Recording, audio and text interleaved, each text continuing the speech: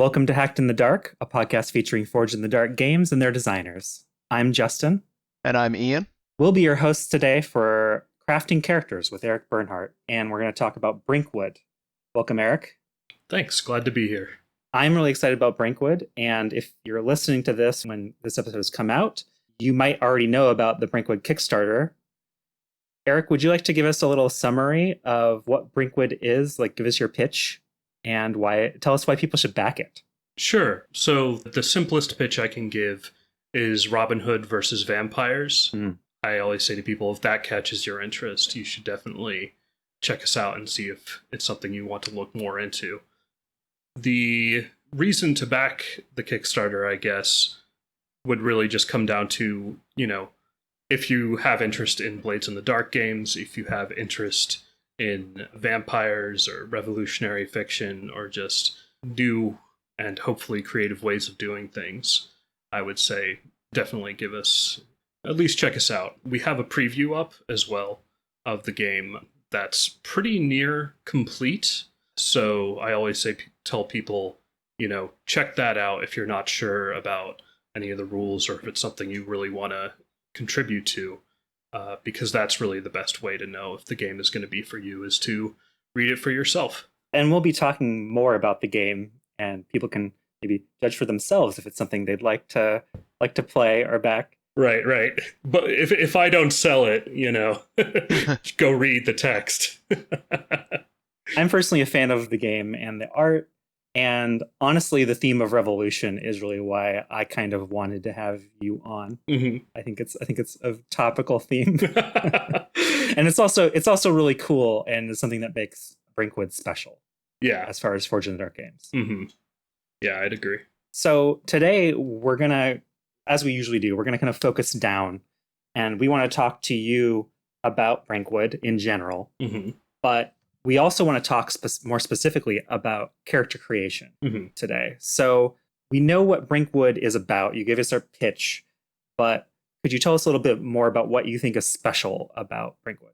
I think there are kind of several things. You mentioned revolution.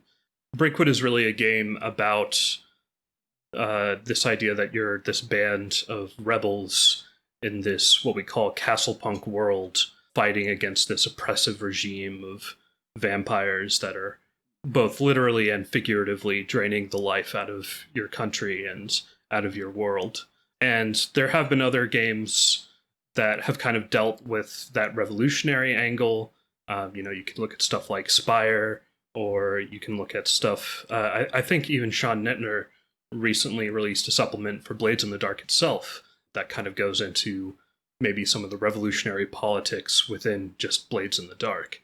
So it's not as unique as it was maybe when I started writing it, but I do think it's still kind of a strong point.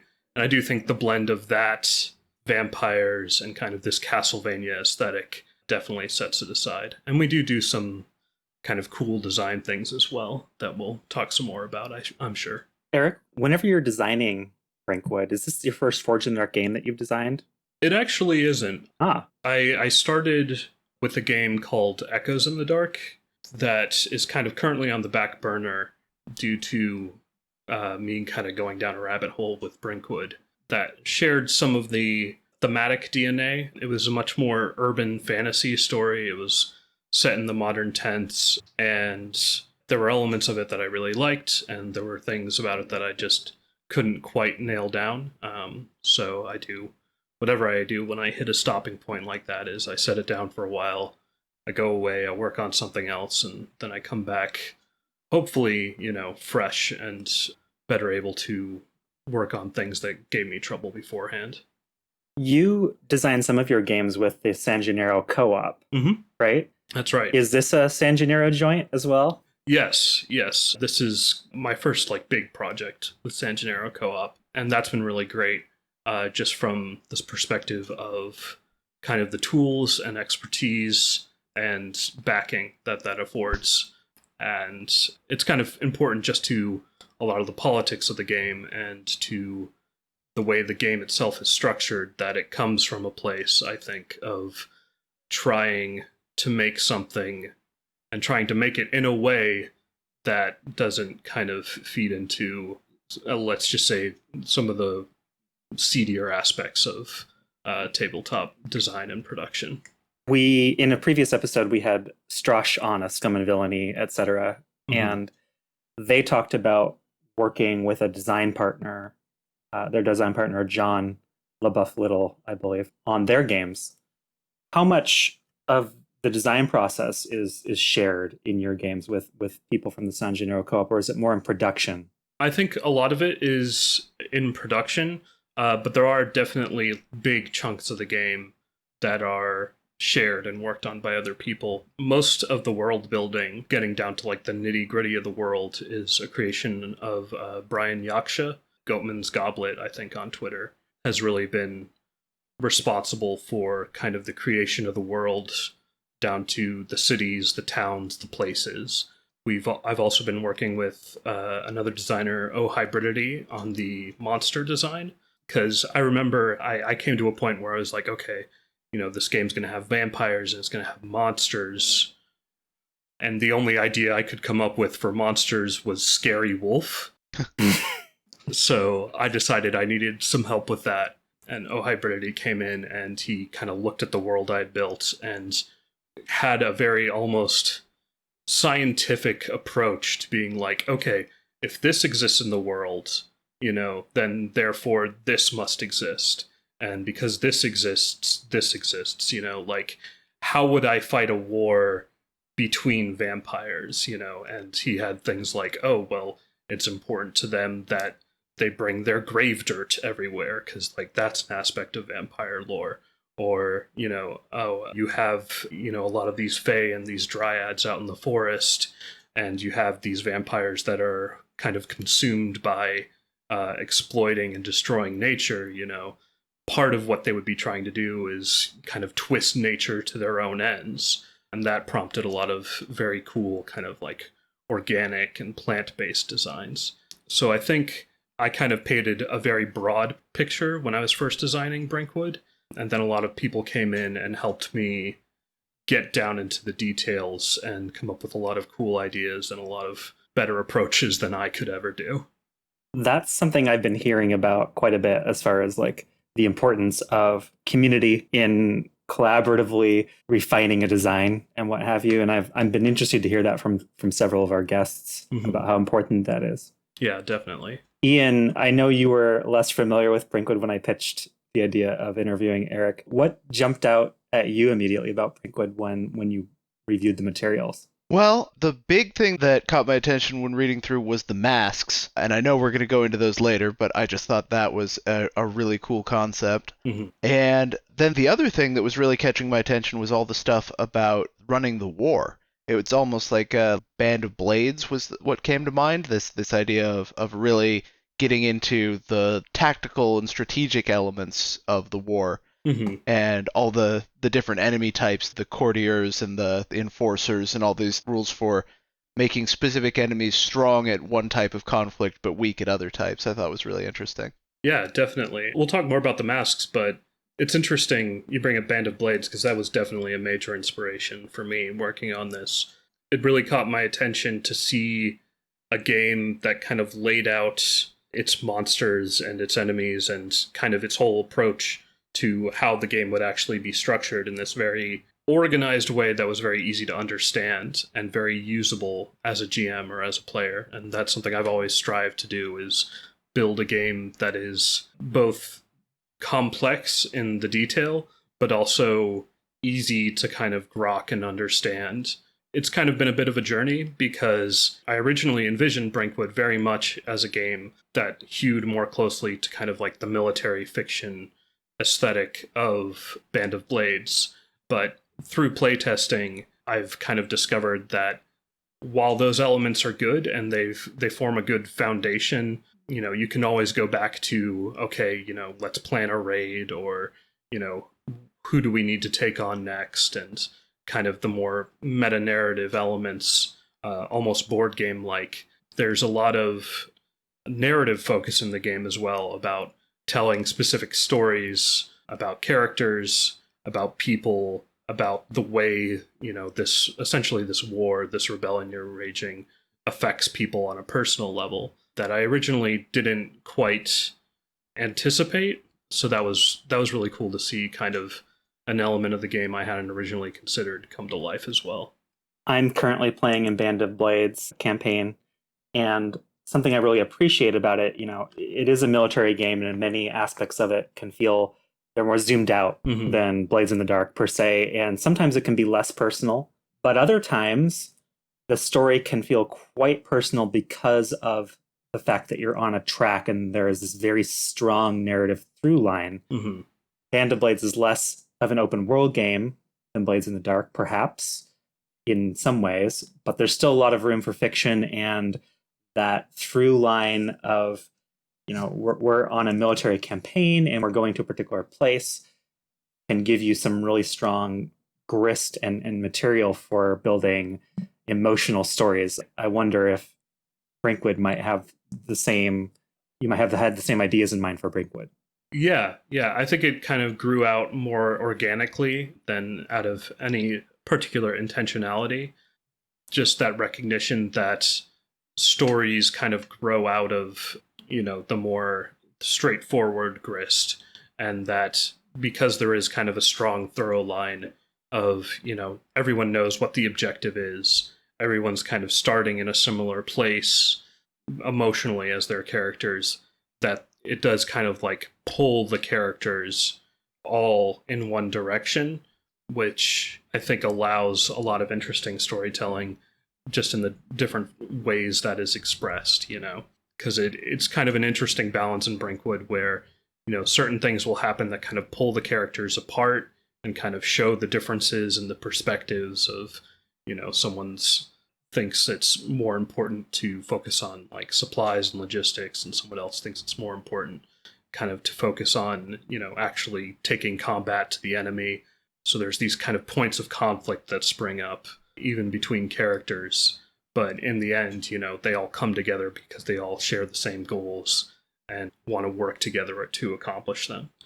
So one thing I've been impressed by with Brinkwood in general is how much community support you've gotten for the game. You have a Discord server that's relatively active, and I've seen a lot of actual plays of Brinkwood, that many of which you've hosted, but many of which I've also seen like Jammy host as well, and GM.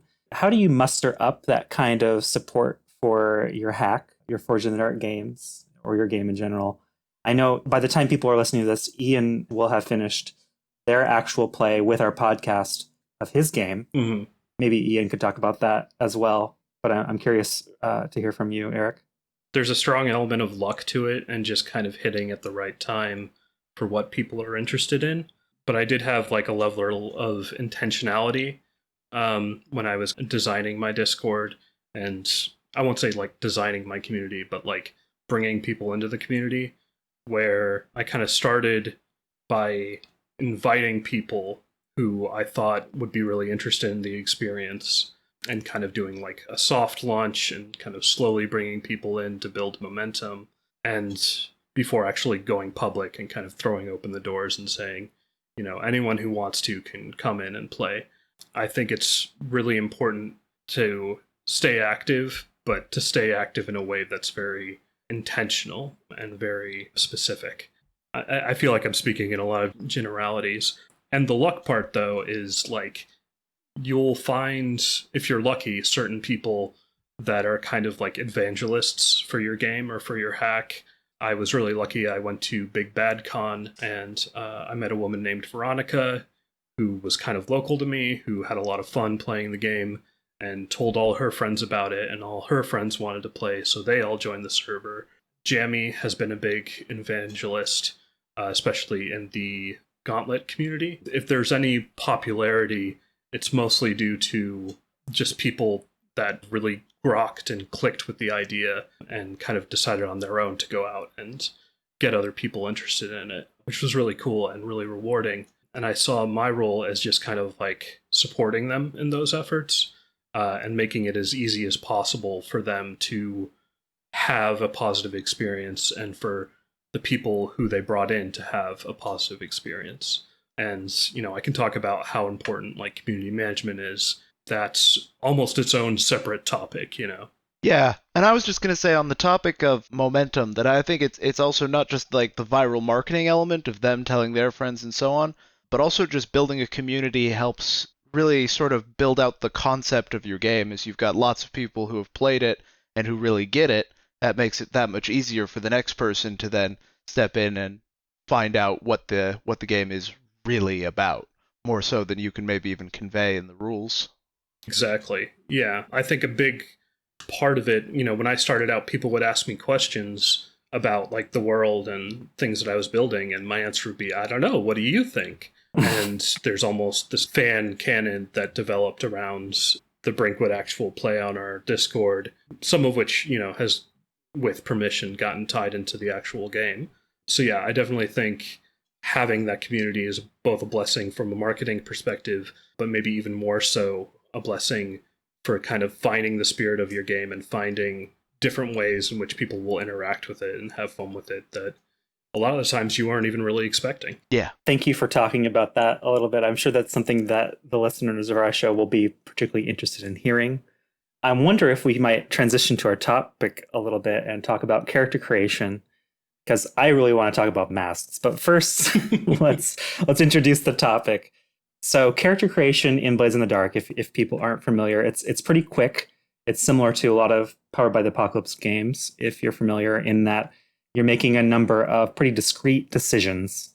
You do need to be familiar with the system a little bit, but it's something that the GM can usually guide people through in as quickly as 10 minutes, honestly, if people aren't thinking too hard about their decisions for a one-shot or something like that.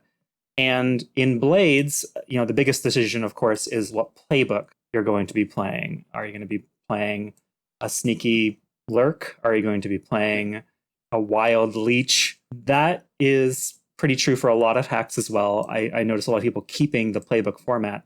My understanding is that Brinkwood does it a little bit differently. Do you want to talk about that? So I've been a big fan of playbooks, even just going back to games like Apocalypse World and kind of Powered by the Apocalypse games, which Blades is kind of a descendant from, because they are very pick up and play. They give very neat, discrete aspects of like, here is who your character is and here are their mechanics. But I found in kind of long-term play in Blades and, the other hacks I've worked on, that they can kind of turn a little bit stale.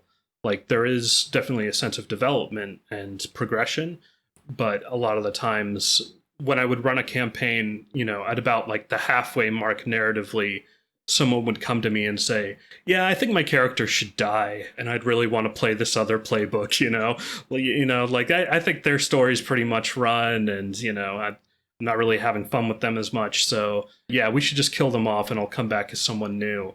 And I found that really funny, both in the way that I GM, that like my games are so non-lethal for a supposedly, kind of lethal game like Blades, that my players would come to me and ask to die. But also that it was kind of an interesting point where playbooks do kind of lock you into a focus sometimes. And even just when I was playtesting games at cons and one-shots, a lot of the discussion around playbooks was, okay, here's my character. Okay, guys, let's discuss how we're going to divvy up our points.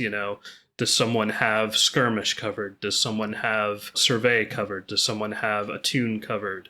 We want to make sure we're covering all our bases so that, no matter what the GM throws at us, we'll be prepared. And while I do think that's a really valid approach and it's a cool game to work in, the thing I really wanted to do, and the reason I came up with masks, is I wanted to add more flexibility to that. The idea that your character is a person and kind of the more heroic aspects they take on are more flexible and malleable. So in the lore of the game, you have your character who has their background and their upbringing and their action dots and all that. But on the other side of it, there's also these masks, which are basically forged out of this fey magic and essentially imbue aspects, supernatural abilities, and talents onto your character when you wear them. And because they can be taken off and changed, one session you might be wearing the Mask of Violence and be kind of playing the more traditional role of like a cutter in Blades in the Dark. And, if you're not really feeling that, or in the next session, the crew wants to do more of a sneaky mission where maybe they won't need violence. You can instead put on a mask like the Mask of Lies, which is a more social mask, which is more like a face character. And it kind of lends that flexibility while still allowing you to have kind of this long-term character that is progressing and growing. And actually, one fun part that I didn't realize until I started playtesting is that characters will kind of develop relationships with the masks that can kind of almost be a little antagonistic at times. Like people will say, no, fuck the mask of Riot, he let me down last time. My rolls were trash with that. He goes in the shame box. I'm gonna go back to violence because he's never let me down or she's never let me down, which I thought was kind of this interesting level of both interplayer and kind of mechanical dialogue with the systems, which I thought was really fun. The continuity of character I've seen is really valuable. Like in Death Wish, you definitely go through a cycle of characters with them dying or retiring or what have you. But I put in a lot of effort to make sure that they can always pass on their relationship with NPCs and everything to their next character. And so it sounds like you've given the players the tools to do that while changing up their mechanics frequently. Yeah, exactly. Yeah, I think that's really important. I think that's a really cool way of doing it too, is showing kind of their impact on the world, the impact on NPCs. So that sounds super interesting as well. I think I took a more direct approach in that I was just like, no, your main character is like this, and if you want to change your mechanics, you can do it at any time. Yeah, definitely. I think it's important to role-playing games in general almost that you have that kind of continuity of who your character is and, that they can have a full arc, so to speak.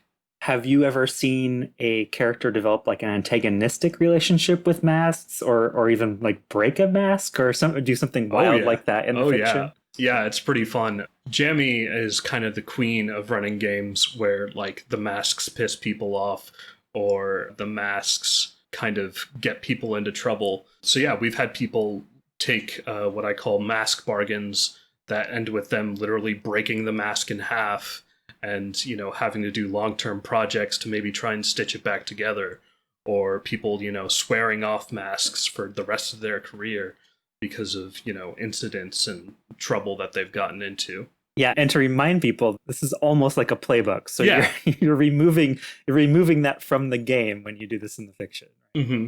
Yeah, to some degree. To some degree. I've kind of had to ad hoc and kludge mechanics for it together because it's not something I anticipated in the base game. But I was like, yeah, sure, you can break a mask. This is your game as much as it is mine. It's definitely been a unique experience. And I think a lot of it comes through, a lot of the relationship building is in kind of those mask bargains, but it's also almost a really, I don't know what the word to call it is. It's like the relationship people develop with their dice almost in other games where, you can have dice that you really like or you think are lucky, or you have dice that are for a certain character and things like that, where human beings will attach kind of metaphysical significance to anything. And it's really cool to see them attaching this significance in this relationship to, again, what is essentially a playbook. I think we all can agree that masks are really cool. But I wonder if we could step back a second and can you go over what character creation is in Brinkwood? Like, what is the process that you do to create a character? When you're creating characters in Brinkwood, I was really inspired a lot by an older generation of games like Traveler, or even like old CRPGs like Arcanum, where the idea is less that you're coming in with an idea of who your character is and trying to make the system fit that, and more that you kind of build your character in like a series of discrete steps that kind of build your character through their life almost. So, we started out with how your character looks, what their ancestry is, kind of what culture they come from, and we go into how your character was brought up. Were they a peasant? Were they a child of wealth? Were they essentially a street urchin? Things like that. And, that can have a big mechanical and narrative impact on your character. And then getting into your character's kind of young adult life, what their profession is, what kind of people they met in their life, before they became a brigand, things like that. And then kind of as a nod both to more traditional role-playing games and also as a way for people who are less like mechanically inclined to like very quickly grok onto a mechanical concept, I included these classes, which basically are kind of sets of how to distribute your action dots in a way that I think makes sense both in the narrative and also kind of gives your character a mechanical basis. So, you can select a warrior class or a mage class or an alchemist class, and you'll start with the right mechanics. You'll start with the right points to do the things that you would expect that class to be able to do. From there, I get into the more narrative aspects. You have your tragedy, kind of the point in the character's life that made them decide, I'm going to leave everything behind and run away into the forest to try and fight vampires. And as well as the hobby, which is kind of my nod to the vice in more traditional Blades in the Dark games. Because this isn't really a game about criminals, I guess. This is a game about like people. The idea is your hobby is the thing that like keeps you grounded, the thing that you do to kind of remember that you're a person who like has a life and blows off stress and steam that way. Last, but certainly not least, is this idea of what your pact is. And the idea narratively is that when you decide to join the rebellion, you have to swear an oath of some kind. You have to commit yourself to the revolution in a very particular way. You have to say, I'm going to swear the pact of wisdom, and I'm going to try and lead us towards a world where things are more carefully considered and things aren't just random and violent for no reason. Or I'm going to swear a pact of justice, and I'm going to try and make a world that is more just for people. All the way to things like, vengeance, like just someone crossed me and they've got to pay. And I think including these both gives your character a very personal sense of what their stake in the war is, and also a very immediate goal to try and progress towards. And because a lot of the game's experience mechanics revolve around these pacts and how you choose to honor them, both in the sense of like how your masks interact with you, because your masks kind of draw their power from the strength of your belief and the strength of your commitment to the cause, and as well as they draw their power and their experience from that as well. It forms both a narrative and mechanical base for how you, I wouldn't say are supposed to interact with the world, but how you immediately can interact with the world in a way that's consistent. Yeah, and I like how character creation can also flow right into the creation of the shared character, the Fae, who sort of leads or sponsors your revolution, and how they've got their own goals and approaches that I think can be nicely tied into all of the characters' goals. Yeah, exactly. That was actually kind of a late addition. Umbral Aeronaut, another designer from Hello World, when he first started playing, he was like, I like these characters and I like these masks and I like the idea of the Fae, but I don't really have a concrete sense of who the Fae are and like why my character is associated with this Fae. So we did some brainstorming and we kind of came up with this way of putting together a Fae using a game called The Exquisite Body, and I call it Your Exquisite Fae, where basically you take a piece of paper, you answer a question on it, you pass it to the next person, they answer a different question, and you build a story about your Fae collaboratively, but in a way where each person has like a very distinct and measured contribution. Because a lot of times in kind of collaborative fiction building, I always felt there was a moment where someone would not necessarily take over, but quarterback the decision making. Be like, okay, we're all coming up with this together, but what we're really going for is this, right? And I wanted to get to more of a point where it's like, no, everyone gets to contribute, everyone can have their own idea about who this Fae is, and they can be different things to different people, and they can kind of grow organically from this little mini game you play. And then the thing that kind of binds them together is the idea of which court they come from. And they're each based around these 4 seasons: spring, summer, fall, winter, which are very kind of traditional to how Fae are in games, but also kind of drawing from my own political experience.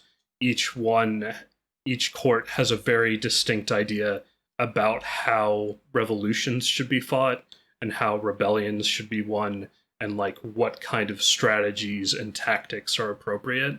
And that's an idea to give kind of the GM, the players, a point of like, okay, here's what your Fae thinks about what you're doing immediately, and here's what they want you to do. And maybe you'll be in conflict with that, maybe you'll be in accordance with it, maybe it'll shift. I think I originally intended it to be a thing of like, oh, this is what's going to bring you all together, that you're all on the same page about this. But I actually found in a lot of playtesting that it was even more interesting when people weren't quite on the same page as their Fae. And they were like, oh, the Fae wants us to go out and do these military raids, but maybe what we should actually be doing is sitting down and talking to people. And the idea that the Fae is, like you said, kind of a sponsor and a mentor, but they're not your boss, and they're not your mom or your dad. They're not telling you what to do and like giving you consequences if you fail to live up to their expectations. They're just another member of this that are trying to provide guidance and also kind of trying to understand a perspective that is very alien to them, because there is definitely a difference in the way the Fae and the way the folk see the world. I love how that design problem was kind of tackled by expanding on and reflecting the themes of patronage that are already present in your game. Mm-hmm. You already had the themes of patronage with the masks of the Fae and what have you. But I imagine you've thought about how that patronage also reflects on the authoritarian aspects of the vampires as well. Yeah. Do you think about that a lot in play? Yeah, I think because it's meant to kind of be not quite a mirror image, but like a subversion of how that relationship manifests for the vampires, because the vampires are very much a top-down structure with a lot of sedition bubbling up from below, where, you know, the head vampire tells all their minions what to do, and all their minions immediately fuck it up because they're all trying to backstab each other and fight and get their own thing going and build their own little base of power and build their own little fucked up duchies and dukedoms and countdoms. And the idea that kind of authoritarianism by its nature rots itself from within, and kind of an answer to that, a different form of hierarchy, because a lot of people confuse anarchism, the idea that you don't have any sort of hierarchy or you don't have any sort of, you know, everyone's completely equal all the time, where really it's more about what hierarchy is justified and what hierarchy is necessary. So there is a certain sense of hierarchy in that, you know, the Fae have been at this a lot longer than you have. They've tried things and they know things that you don't know, and their advice is very valuable to you. And in a lot of ways, you're working and living on their land, on their territory, in their home, and they're owed respect because of that. And they're owed the privilege of having their ideas considered and taken with value. But at the same time, they aren't telling you, you have to do this or else, you know? And they're not using the carrot or the stick, you know? They're not saying, if you do this, I will help you. The help is freely given.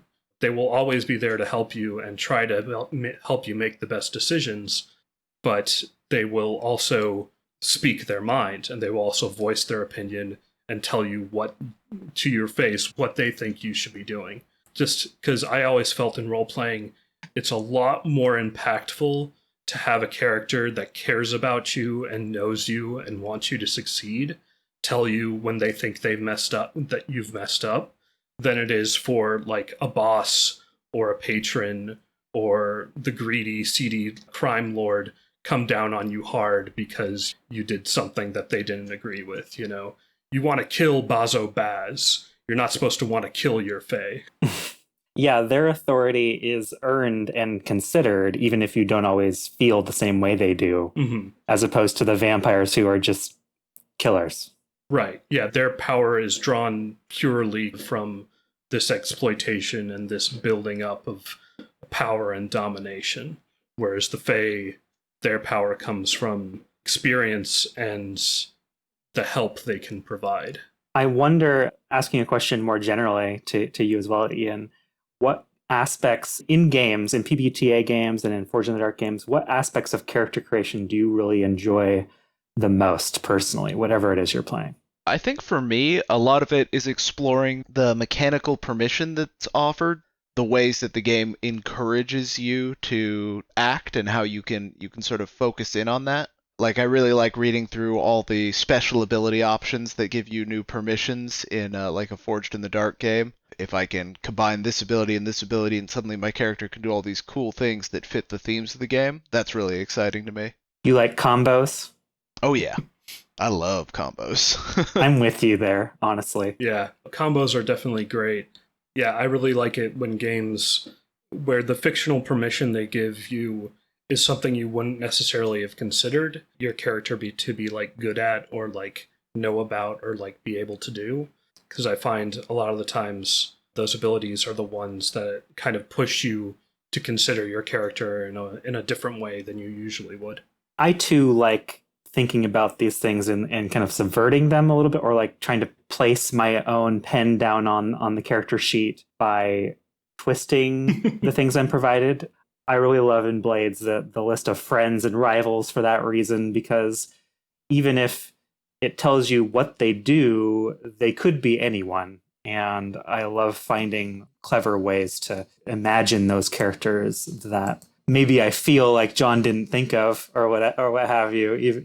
Right. I don't know if that's true, but there you are. That sense of flexibility that you're bringing your own take and your own spin to the game. Yeah. Totally. I know that the gear list can also offer that opportunity at times as well. Mm-hmm. Yeah, definitely the idea of like an unusual weapon. What is an unusual weapon in this context, and how far can you push it without the GM being like, no, you can't have a ballista or something like that. Sure you can. Hey, if you spend the downtime and prepare and, create the asset or do the long-term project, anything is possible. That's a thing in Death Wish, right, Ian? A personal ballista? Oh yeah. Yep. That is Really? definitely a thing, and it's a popular thing. My favorite was a character that's been in one of my home campaigns who combined some of the natural special abilities, which are ones used to represent your character being a species that's stronger than average. Mm-hmm. And so he chose to play as a sentient gorilla, and then he took the special ability that lets you carry like a cannon or a ballista, Mm-hmm. and he's so strong that he can carry two. And so he has just been going absolutely nuts with that, and it's great. Yeah. The dual wielding, the thing you're not supposed to dual wield, is always one of my favorite tropes. Yep.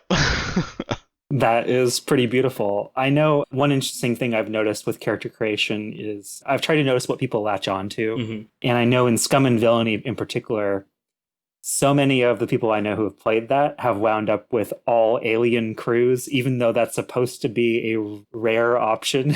Oh, yeah. I actually have a funny story about that relating to Brinkwood, too. When I was designing, like, the backgrounds and, like, who your character could be, one of the last options I added was Scion, who are supposed to be basically former vampires, like people who were raised to become vampires and kind of realized the horror of what that would entail and decide to kind of, like, shirk that and run off into the forest and join the revolution. And from my perspective, I'm like, oh, this will be a unique, very occasional thing. The idea is supposed to be that a lot of people choose to become the oppressor instead of, revolt against that. And then, I go into playtesting and like half the people in every game are like, no, I'm going to play a Scion. I'm going to kill my dad. And I'm like, yeah, cool. This is awesome. That is one of my favorite things about vampirism in Brinkwood, is the fact that anybody, even the most like blood-drinking overlord, can always give it up, in theory. If they wanted to stop exploiting the people, that is a choice they could make. They just don't. And I actually think that's much more compelling for your kind of story than the traditional, oh, it's a curse that you can never get rid of take. Yeah, I played a lot of more traditional vampire role-playing games when I was younger, going back to like Masquerade and Requiem and White Wolf games. And those always had kind of the interesting twist on it, the idea of vampire as almost like an addict or someone who was kind of in an unenviable position of like having to be this way, which, is fine for those games. And I just really wanted to bring it back around to the idea that like, no, these are meant to represent something that is exploitative and knows it's exploitative and could stop but doesn't care to. Because I think that's, in a lot of ways, a lot scarier. It's a lot more true to like the human experience, that when you come across people that do things that are bad, they have some levels of justification to themselves about why it's not so bad, but they don't stop. The idea that someone could stop hurting people and chooses not to makes them much more of a compelling villain than someone who is basically forced to do bad things. Mm-hmm. I really like that about the Brinkwood setting in regards to, when you're creating these characters, you're gifted with these really special powers, but ultimately you're still human. And I think that's important for a resistance story in particular, that you have a lot of humanity left in you and possibly to lose it. Yeah, definitely. I think a really core thing I wanted to get to was the idea that the thing that makes you special, or the thing that makes you powerful, is simply the decision to commit. The masks are the thing that actually grant the power. Anyone could pick up and put on the mask and join the fight. The thing that makes you cool is that you decided to do that. It's not that you were born to some great legacy or you're the best sharpshooter that ever lived. The mask will make you what you need to be.